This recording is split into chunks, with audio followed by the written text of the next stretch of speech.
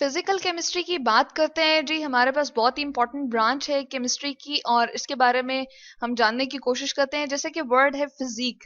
Physique जो है यानी कि किसी के जाहिर के बारे में हम बात करने की कोशिश करते हैं। कोई भी चीज जो हमारे आसपास मौजूद है जी, वो क्या है, हमारे पास मैटर है। और अगर हम कहते हैं कि जी उसकी कॉम्पोजिशन हम फाइंड करना चाह रहे हैं, जैसे हमारे पास कंप्यूटर का जो है वो कीबोर्ड है या माउस है, इसी तरह से आपकी बुक है, पेंसिल वगैरह, तो इसकी कॉम्पोजिशन को अगर हम फाइंड करें, ये सब चीजें क्या है जी, पहले तो हम देख लेते हैं ये मैटर है क्योंकि जगह भी घेर रही है और इनका वजन भी है।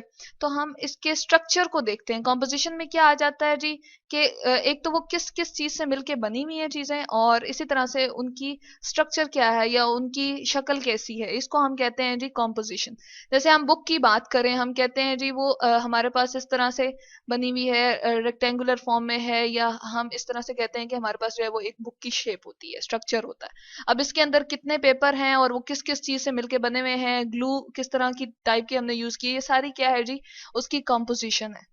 अब अगर केमिकल्स की हम बात करें तो हम अपनी फिजा को देखते हैं जी। इसके अंदर क्या है, हमारे पास हाइड्रोजन एटम मौजूद है और किस फॉर्म में मौजूद है जी, ये हम जानने की कोशिश करते हैं। H2 गैस की फॉर्म में मौजूद है, यानी कि हम कहते हैं हाइड्रोजन गैस हमारे पास मौजूद है। इसी तरह से ऑक्सीजन गैस भी मौजूद है। और यहाँ पर देखें, एक H मैंने लिखा है और यहाँ पर H2 लिखा है, तो ये क्या है जी, एटम हम कहते हैं। और इसी तरह से ये जो H2 हमारे पास है जी, इसको हम कहते हैं मॉलिक्यूल।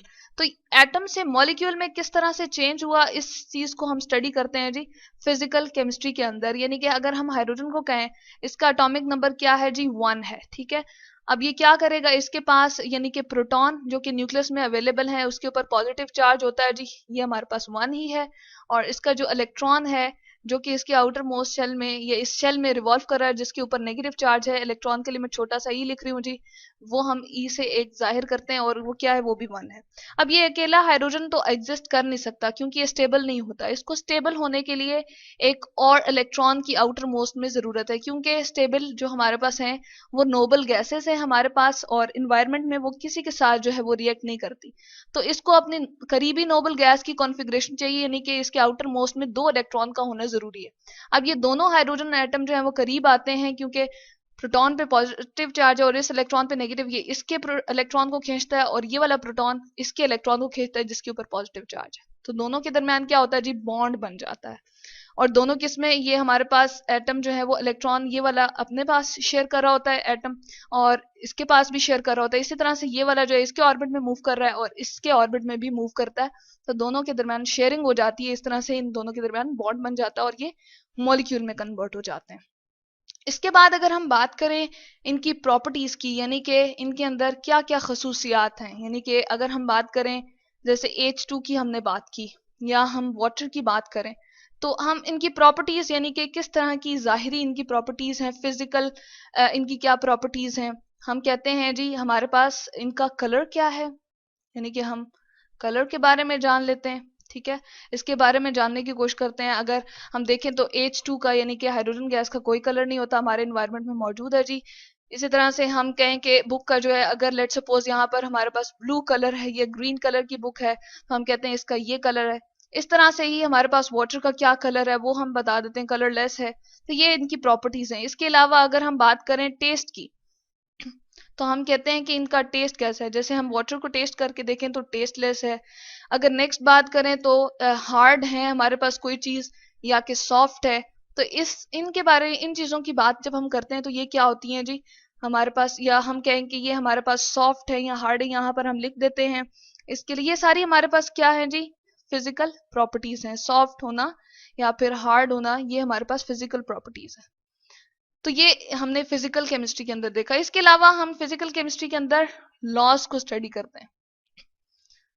जैसे हमारे पास आ जाता है जी law of conservation of mass, यानी कि हम कहते हैं कि चीज़ों को, दो मुख्तलिफ केमिकल एलिमेंट्स को मिलाने से पहले उनका जो मास था, और उनको मिक्स करने के बाद या उनके दरमियान में रिएक्शन करवाने के बाद जो है वो मास बराबर रहा, तो इसको हम कहते हैं जी law of conservation of mass. यानी कि ना तो हमारे पास ए और बी का जो मास है वो खत्म हुआ, डिस्ट्रॉय हुआ, यानी कि तबाह हुआ, और ना ही हमारे पास जो है वो कोई नया मास जो है वो क्रिएट हुआ। लेट सपोज ए और बी दोनों हमारे पास मिक्स होते हैं और वो क्या बना देते हैं, ई बना देते हैं। तो इन दोनों का मास और इसका वजन जो है वो आपस में क्या होगा जी, इक्वल होगा। तो इसको हम कहते हैं लॉ ऑफ कंजर्वेशन ऑफ मास। इसी तरह से हमारे पास जो है वो और भी लॉज होते हैं जी, जैसे हम कहते हैं गैस लॉज है हमारे पास, बॉयल्स लॉ, यहां पर हम लिख देते हैं बॉयल्स लॉ, और इसी तरह से इसके साथ हमारे पास है जी चार्ल्स लॉ।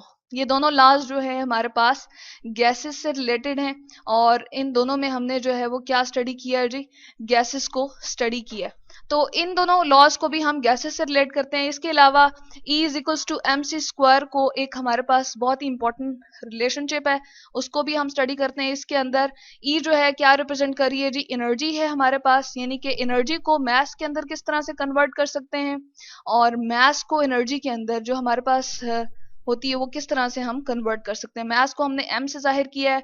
अब यहाँ पर आप सोच रहे होंगे कि c क्या है जी, c हमारे पास रिप्रेजेंट करिए स्पीड ऑफ लाइट, यानी कि किस स्पीड से, किस हमारे पास रफ्तार से लाइट जो है वो मूव करती है। इसको अगर हम यहाँ पर जो है लिख दें c से, तो ये क्या है, स्पीड ऑफ लाइट है जी। तो यहाँ पर ये हमें मिल गया एनर्जी और मैस का रिलेशनशिप, इसको कहते हैं जी E is equal to m c square.